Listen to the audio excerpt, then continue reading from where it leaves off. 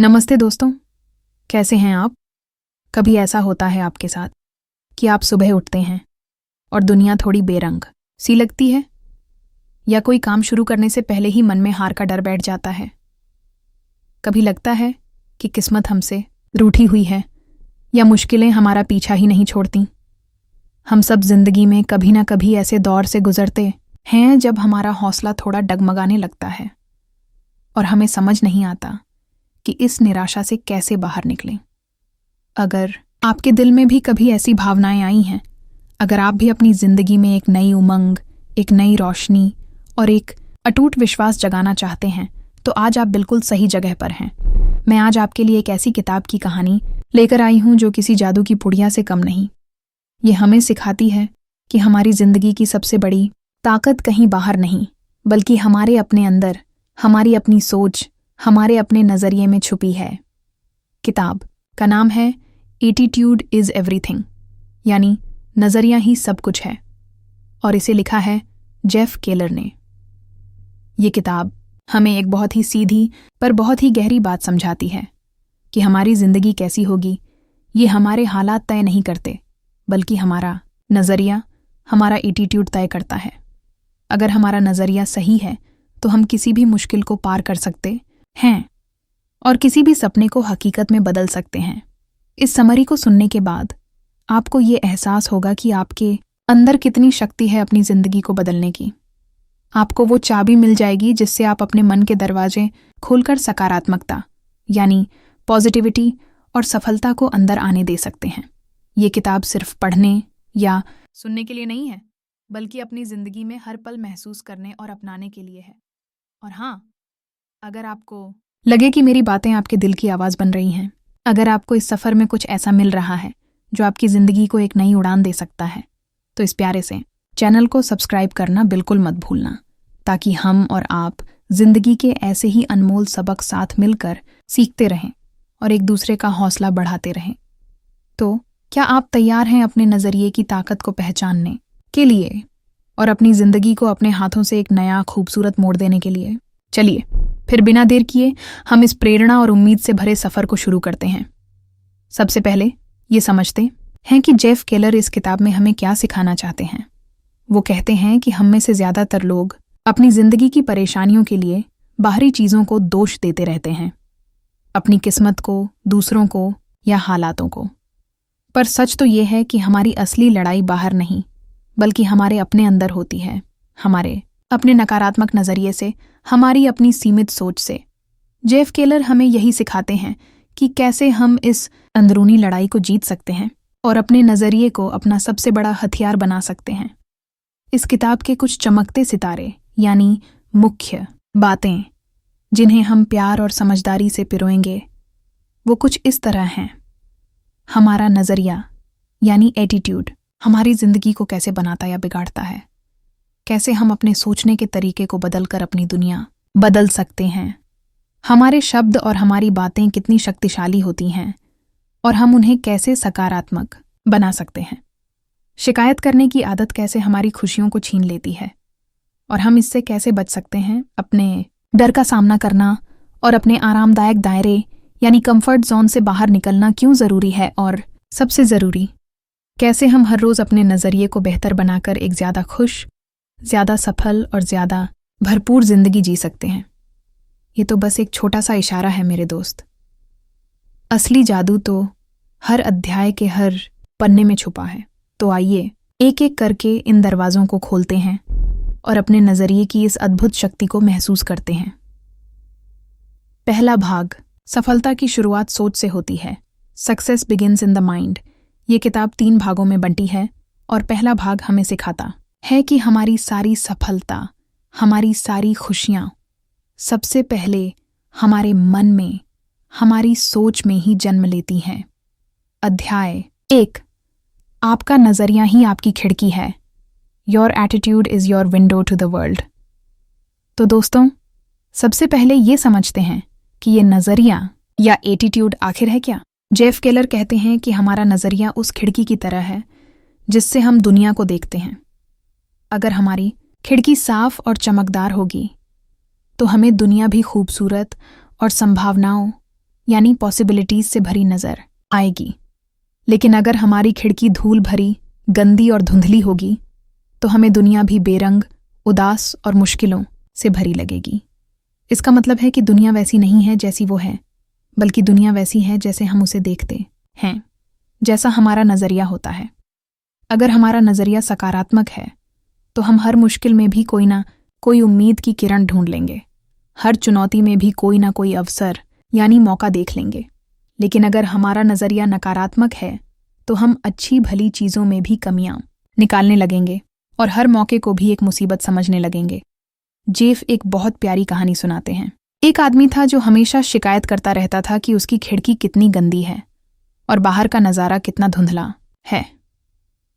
एक दिन उसके एक दोस्त ने आकर उसकी खिड़की को अंदर से साफ कर दिया और अचानक उसे बाहर की दुनिया बिल्कुल साफ और खूबसूरत नजर आने लगी। गलती बाहर के नज़ारे में नहीं थी, गलती तो उसकी अपनी गंदी खिड़की में थी। हमारा नज़रिया भी बिल्कुल वैसा ही है। अगर हमारी ज़िंदगी में चीज़ें ठीक नहीं चल रहीं तो शायद हमें बाहर की दुनिया को बदलने से पहले अपनी अंदर की खिड़की यानी अपने नज़रिए को साफ करने की ज़रूरत है। इस अध्याय का सबसे बड़ा सबक ये है कि हमारे पास ये चुनाव है, ये आज़ादी है कि हम अपनी खिड़की को कैसा रखना चाहते हैं। हम उसे सकारात्मक विचारों से चमका सकते हैं या नकारात्मकता की धूल से मैला कर सकते हैं।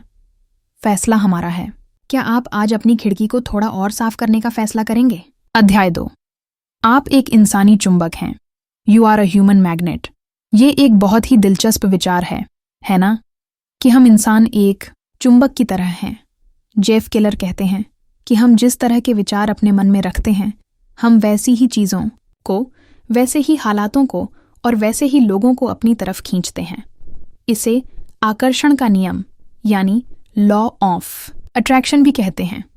अगर हमारे मन में ज़्यादातर सकारात्मक विचार चलते हैं, जैसे खुशी, प्यार, सफलता और उम्मीद के विचार, तो हम अपनी ज़िंदगी में और भी ज़्यादा सकारात्मक चीज़ों को आकर्षित यानी अट्रैक्ट करेंगे। हमें अच्छे मौके मिलेंगे, अच्छे लोग मिलेंगे और हमारी ज़िंदगी ज़्यादा खुशहाल होगी। लेकिन अगर हमारे मन में ज़्यादातर नकारात्मक विचार चलते हैं, जैसे डर, चिंता, गुस्सा और निराशा के विचार, तो हम अपनी ज़िंदगी में और भी ज़्यादा नकारात्मक चीज़ों को ही खींचेंगे। हमारी मुश्किलें बढ़ेंगी, हमारे रिश्ते खराब होंगे और हम दुखी रहेंगे। ये वैसा ही है जैसे रेडियो का स्टेशन। अगर आप खुशी के गाने सुनना चाहते हैं तो आपको खुशी वाले स्टेशन पर ट्यून करना होगा। अगर आप दुख भरे गाने वाले स्टेशन पर ट्यून करेंगे तो आपको वही सुनने को मिलेगा। हमारा मन भी एक रेडियो की तरह है और हमारे विचार उसकी फ्रीक्वेंसी यानी तरंगें हैं। जेफ कहते हैं कि ये कोई जादू नहीं है, बल्कि ये हमारे सोचने के तरीके और हमारे व्यवहार का नतीजा है। जब हम सकारात्मक सोचते हैं तो हमारा आत्मविश्वास बढ़ता है, हम ज़्यादा मेहनत करते हैं, हम ज़्यादा मुस्कुराते हैं और लोग भी हमारी तरफ ज़्यादा खींचते हैं। और जब ये सब होता है तो सफलता और खुशी अपने आप हमारी तरफ आने लगती है। तो मेरे दोस्त, आप अपनी ज़िंदगी में क्या आकर्षित करना चाहते हैं? खुशी या दुख, सफलता या नाकामी? आज से अपने मन के रेडियो को सकारात्मक फ्रीक्वेंसी पर ट्यून करना शुरू कीजिए और देखिए आपकी ज़िंदगी कैसे बदलना शुरू होती है। अध्याय 3। अपनी सोच की तस्वीर बनाओ, वही तुम्हारी हकीकत बनेगी। Picture your way to success. हमारे मन में जो तस्वीरें हम बनाते हैं वो हमारी ज़िंदगी की हकीकत बनने में बहुत बड़ी भूमिका निभाती हैं। इस अध्याय में जेफ केलर हमें विजुअलाइजेशन यानी मानसिक चित्रण या कल्पना करने की अद्भुत शक्ति के बारे में बताते हैं। विजुअलाइजेशन का मतलब है अपने मन में उन चीज़ों की एक साफ, जीती जागती और सकारात्मक तस्वीर बनाना जिन्हें हम अपनी ज़िंदगी में पाना चाहते हैं। जैसे अगर आप एक सफल बिजनेसमैन बनना चाहते हैं तो आप मन ही मन कल्पना कर सकते हैं कि आपका बिजनेस कितना अच्छा चल रहा है, आप कितने खुश और आत्मविश्वासी महसूस कर रहे हैं और लोग आपकी कितनी तारीफ कर रहे हैं। जेफ कहते हैं कि जब हम किसी चीज़ को इतने साफ और इतने गहरे एहसास के साथ विजुअलाइज करते हैं तो हमारा अवचेतन मन यानी सबकॉन्शियस माइंड उसे एक सच्चाई की तरह लेने लगता है और फिर वो हमें उन कामों को करने के लिए प्रेरित यानी मोटिवेट करता है जो हमें हमारे लक्ष्य तक पहुंचा सकते हैं। वो हमारे अंदर एक ऐसा विश्वास जगाता है कि हम वो चीज़ हासिल कर सकते हैं। महान खिलाड़ी, कलाकार और कामयाब लोग अक्सर इस तकनीक का इस्तेमाल करते हैं। वो अपनी सफलता की तस्वीर पहले अपने मन में बनाते हैं और फिर उसे हकीकत में बदलते हैं। विजुअलाइजेशन करते वक्त सिर्फ तस्वीर ही नहीं बनानी है, बल्कि उस एहसास को भी महसूस करना है जो आपको वो चीज़ मिलने पर होगा। वो खुशी, वो उत्साह, वो गर्व। जितना ज़्यादा आप उसे महसूस करेंगे, उतना ही ज़्यादा शक्तिशाली आपका विजुअलाइजेशन होगा। और हाँ, विजुअलाइजेशन का मतलब सिर्फ सपने देखना नहीं है। इसके साथ साथ हमें मेहनत भी करनी पड़ती है, सही कदम भी उठाने पड़ते हैं। पर विजुअलाइजेशन हमें वो अंदरूनी ताकत और वो दिशा देता है जो हमें अपने लक्ष्य की ओर ले जाती है। तो मेरे प्यारे दोस्त, आपके सपने क्या हैं? आज थोड़ा वक्त निकालकर उनकी एक खूबसूरत सी तस्वीर अपने मन में बनाइए, उन्हें महसूस कीजिए और फिर देखिए कैसे कायनात यानी यूनिवर्स भी आपके सपनों को पूरा करने में आपकी मदद करने लगती है। Make a commitment and you'll move mountains. सिर्फ सोचना या सपने देखना काफ़ी नहीं है मेरे दोस्त। अगर हम अपनी जिंदगी में सच में कुछ बदलना चाहते हैं तो हमें एक पक्का इरादा, एक मजबूत संकल्प यानी कमिटमेंट करना होगा। इस अध्याय में जेफ केलर हमें इसी संकल्प की ताकत के बारे में बताते हैं। संकल्प का मतलब है किसी चीज को पाने के लिए अपना तन, मन और धन सब कुछ लगा देना। इसका मतलब है कि चाहे कितनी भी मुश्किलें आईं, चाहे कितनी भी बाधाएं आईं, हम हार नहीं मानेंगे, हम पीछे नहीं हटेंगे। जेफ कहते हैं कि जब हम किसी चीज के लिए दिल से संकल्प कर लेते हैं तो हमारे अंदर एक अजीब सी ताकत आ जाती है। हमें रास्ते अपने आप नजर आने लगते हैं, हमें वो लोग मिलने लगते हैं जो हमारी मदद कर सकते हैं और हमारी मुश्किलें भी छोटी लगने लगती हैं। ऐसा लगता है जैसे पूरी कायनात हमारी मदद के लिए जुट गई हो। लेकिन संकल्प सिर्फ एक बार कहने की बात नहीं है, ये एक रोजाना का अभ्यास है। हमें हर रोज खुद को याद दिलाना पड़ता है कि हमने क्या ठाना है और हमें उसके लिए क्या करना है। हमें अपनी छोटी छोटी जीतों का जश्न मनाना चाहिए और अपनी नाकामियों से सीखना चाहिए। संकल्प हमें अनुशासन यानी डिसिप्लिन सिखाता है। ये हमें वो काम भी करने की हिम्मत देता है जो हमें मुश्किल लगते हैं या जिनमें हमारा मन नहीं लगता, क्योंकि हम जानते हैं कि ये काम हमारे बड़े लक्ष्य को पाने के लिए ज़रूरी है। तो मेरे दोस्त, आपकी ज़िंदगी का वो कौन सा सपना है जिसके लिए आप आज एक पक्का संकल्प करना चाहेंगे? वो कौन सी एक चीज़ है जिसे आप हर हाल में पाना चाहते हैं? आज उसे अपने दिल में बसा लीजिए और फिर देखिए आप कैसे पहाड़ भी हिला सकते हैं। अध्याय 5, अपनी समस्याओं को अवसरों में बदलो। Turn your problems into opportunities. जिंदगी में मुश्किलें तो आती ही रहती हैं, है ना? कभी कभी तो ऐसा लगता है जैसे एक के बाद एक परेशानियां हमारा दरवाजा खटखटा रही हों। पर क्या हर मुश्किल सिर्फ एक परेशानी ही होती है, या उसमें कोई मौका, कोई अवसर भी छुपा हो सकता है? इस अध्याय में जेफ केलर हमें यही सिखाते हैं कि कैसे हम अपनी समस्याओं को भी अपने फायदे के लिए इस्तेमाल कर सकते हैं। वो कहते हैं कि हमारा नजरिया ही तय करता है कि हम किसी मुश्किल को कैसे देखते हैं। अगर हम उसे एक बोझ समझेंगे तो वो हमें दबा देगी, पर अगर हम उसे एक चुनौती, एक पहेली या एक सीख की तरह देखेंगे तो वो हमें और मजबूत बनाएगी। हर मुश्किल अपने साथ कोई ना कोई सबक लेकर आती है। वो हमें हमारी कमियों के बारे में बताती है, वो हमें नए हुनर सीखने पर मजबूर करती है और वो हमें हमारी अंदरूनी ताकत का एहसास कराती है। जब हम इन सबकों को सीख लेते हैं तो हम पहले से ज़्यादा समझदार और ज़्यादा काबिल बन जाते हैं। जेफ एक बहुत प्यारी बात कहते हैं, आपके रास्ते में जो पत्थर आते हैं, आप या तो उनसे ठोकर खाकर गिर सकते हैं या फिर उन्हें इकट्ठा करके अपने लिए एक सीढ़ी बना सकते हैं। चुनाव आपका है। जब भी कोई मुश्किल आए तो घबराने के बजाय खुद से ये सवाल पूछिए, इस स्थिति से मैं क्या सीख सकता हूँ? इसमें मेरे लिए क्या मौका छुपा हो सकता है? मैं इस मुश्किल का इस्तेमाल खुद को और बेहतर बनाने के लिए कैसे कर सकता हूँ? जब आप इस नज़रिए से अपनी समस्याओं को देखना शुरू करेंगे तो आप पाएंगे कि वो उतनी डरावनी नहीं हैं जितनी लगती थीं, बल्कि वो तो आपकी दोस्त हैं जो आपको आगे बढ़ने में मदद करने आई हैं। तो अगली बार जब कोई परेशानी आए तो उसका स्वागत एक मुस्कान के साथ कीजिएगा और देखिएगा वो आपको क्या नया सिखाकर जाती है। दूसरा भाग, अपनी जुबान पर ध्यान दो, वॉच योर वर्ड्स। अब हम इस किताब के दूसरे भाग में आते हैं जो हमें सिखाता है कि हमारे शब्द, हमारी बातें, हमारी जुबान कितनी शक्तिशाली होती है और कैसे वो हमारे नज़रिए और हमारी जिंदगी को बना या बिगाड़ सकती है। अध्याय 6, आपकी ज़बान ही आपकी जिंदगी का रास्ता है। Your words blaze a trail. हमारे शब्द सिर्फ हवा में उड़ जाने वाली आवाज़ें नहीं हैं मेरे दोस्त, वो बीज की तरह होते हैं। जो शब्द हम बोते हैं वही हमारी जिंदगी में फलते हैं। इस अध्याय में जेफ केलर हमें अपने शब्दों की इसी ताकत को पहचानना सिखाते हैं। वो कहते हैं कि हम जो कुछ भी बार बार कहते हैं वो हमारे अवचेतन मन यानी सबकॉन्शियस माइंड में बैठ जाता है और फिर वो हमारी हकीकत बनने लगता है। अगर हम बार बार कहते हैं मैं बहुत बदकिस्मत हूँ या मुझसे कुछ नहीं होता, तो हमारा मन इसी बात पर यकीन करने लगेगा और हम सच में वैसी ही जिंदगी जीने लगेंगे।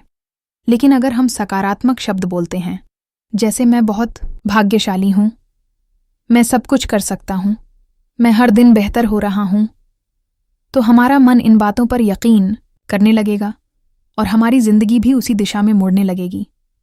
हमारे शब्द ना सिर्फ हमें प्रभावित यानी इफेक्ट करते हैं, बल्कि वो दूसरों को भी प्रभावित करते हैं। हमारे प्यार भरे और हौसला बढ़ाने वाले शब्द किसी की जिंदगी में उम्मीद की किरण जगा सकते हैं और हमारे कड़वे या नकारात्मक शब्द किसी का दिल दुखा सकते हैं या उसका हौसला तोड़ सकते हैं। जेफ हमें अपने आत्मसंवाद यानी सेल्फ टॉक पर भी ध्यान देने के लिए कहते हैं, वो बातें जो हम अपने आप से अपने मन ही मन में करते रहते हैं। अगर हमारा सेल्फ टॉक ज़्यादातर नकारात्मक है तो हमारा नज़रिया भी नकारात्मक ही रहेगा। हमें अपने सेल्फ टॉक को भी सकारात्मक बनाना सीखना होगा। हमें खुद से वैसे ही बात करनी चाहिए जैसे हम अपने सबसे प्यारे दोस्त से करते हैं, प्यार से, हमदर्दी से और हौसले से। तो मेरे प्यारे दोस्त, आज से अपने शब्दों पर गौर करना शुरू कीजिए। देखिए आप क्या कह रहे हैं, खुद से भी और दूसरों से भी, और कोशिश कीजिए कि आपकी ज़बान से हमेशा प्यार, उम्मीद और सकारात्मकता के फूल ही झरें। अध्याय 7, आप कैसे हैं? How are you?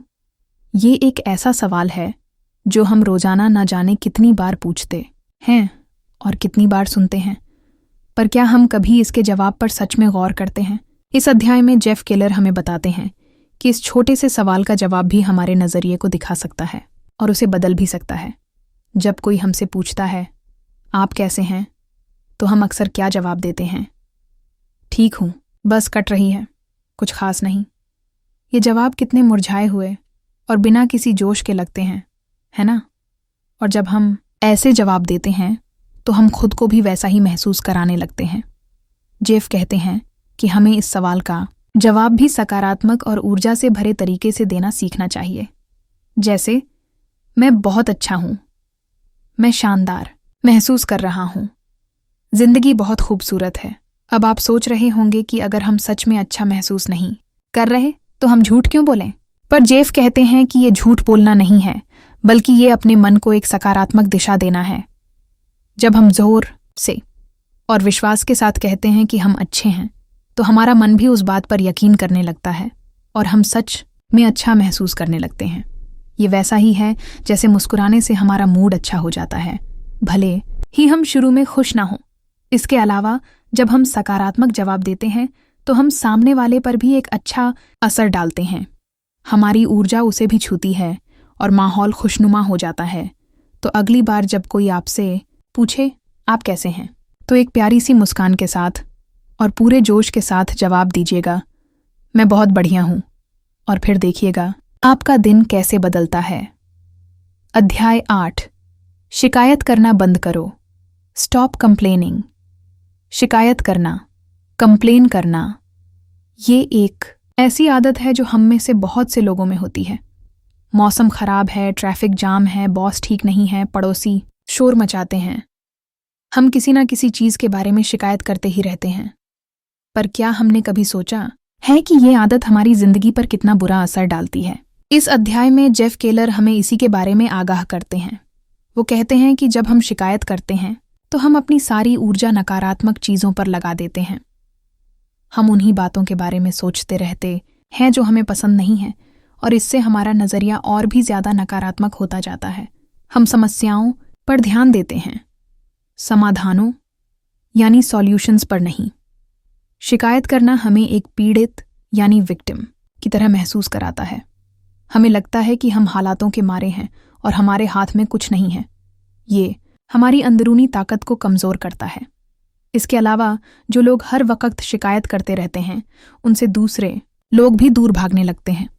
कोई भी ऐसे इंसान के साथ रहना पसंद नहीं करता जो हमेशा रोता ही रहता हो या हर चीज़ में बुराई ही देखता हो।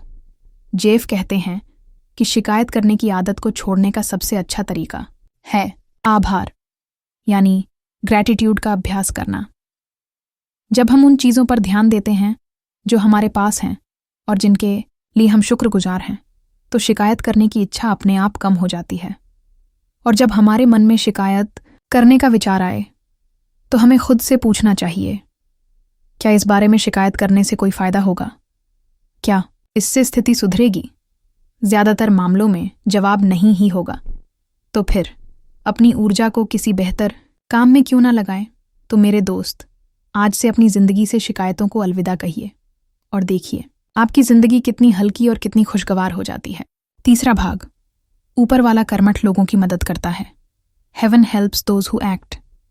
अब हम इस किताब के तीसरे और आखिरी भाग में आते हैं, जो हमें सिखाता है कि सिर्फ अच्छा सोचना या अच्छी बातें करना ही काफ़ी नहीं है।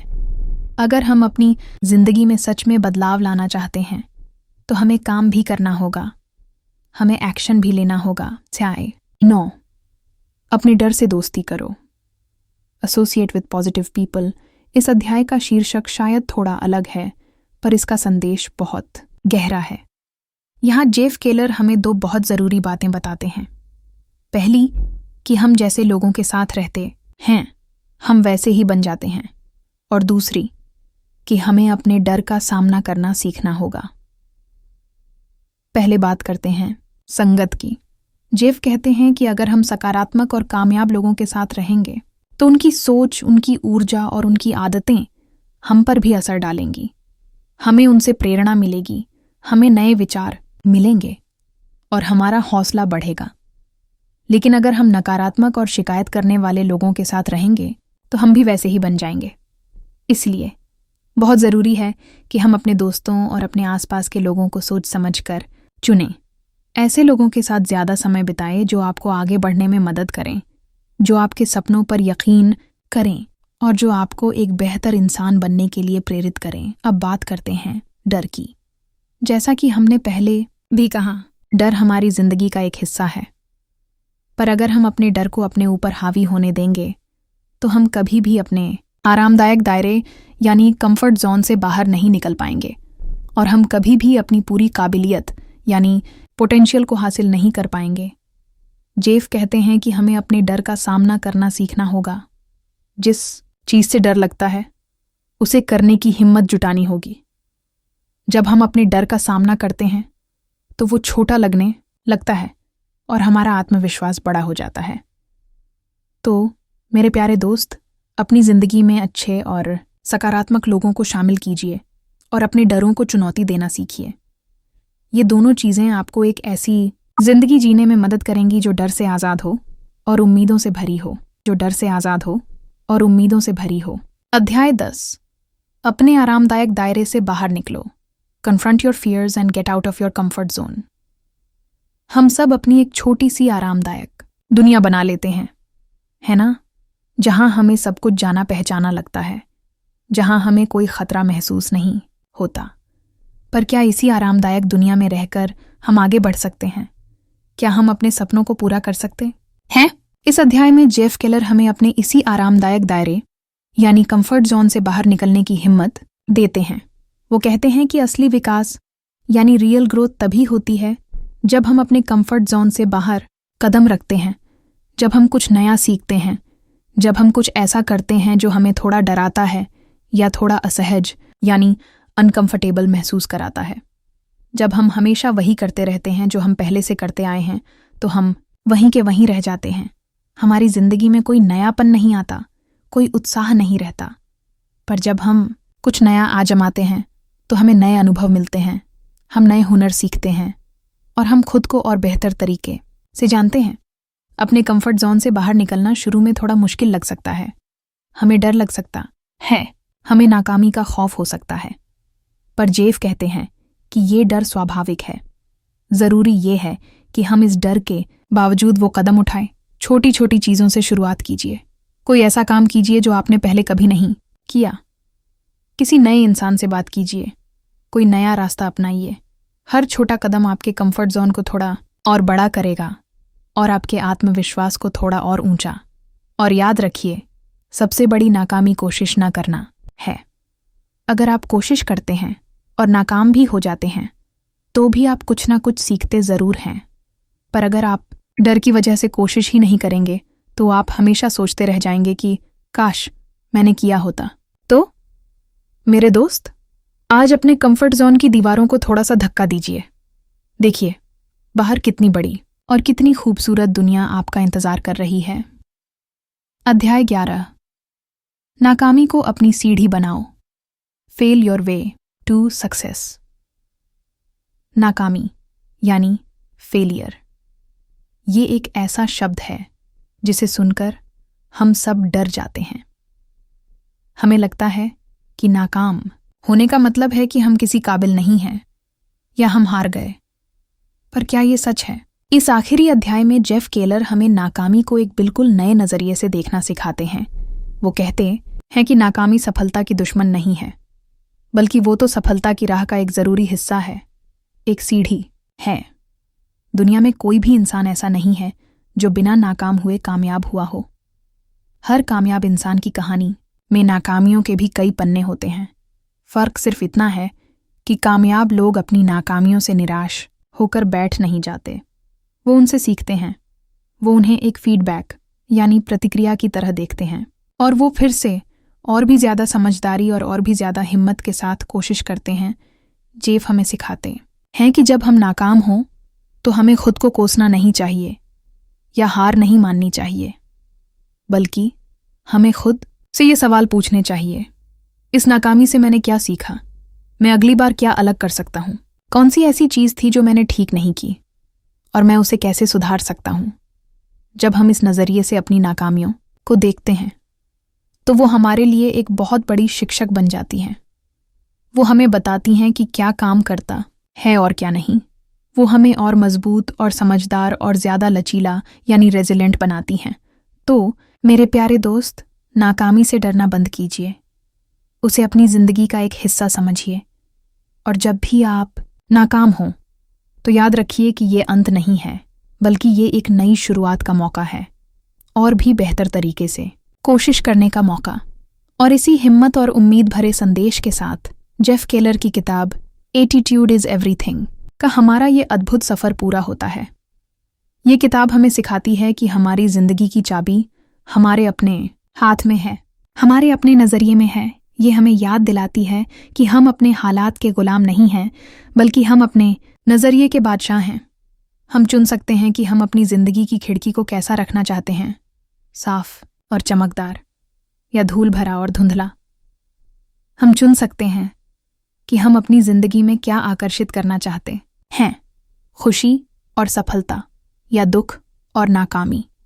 और हम चुन सकते हैं कि हम अपनी मुश्किलों और अपनी नाकामियों को कैसे देखते हैं, एक बोझ की तरह या एक मौके की तरह। तो मेरे प्यारे दोस्त, आज से अपने नज़रिए को अपना सबसे अच्छा दोस्त बनाइए।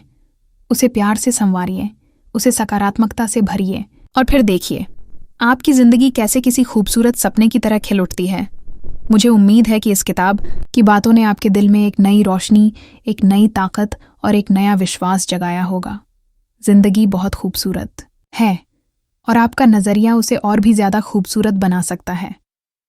अपना खूब ख्याल रखिएगा, हमेशा मुस्कुराते रहिएगा और याद रखिएगा कि आपका नज़रिया ही सब कुछ है। फिर मिलेंगे एक नई कहानी, एक नई सीख और ढेर सारे प्यार और सकारात्मकता के साथ। अलविदा। अलविदा।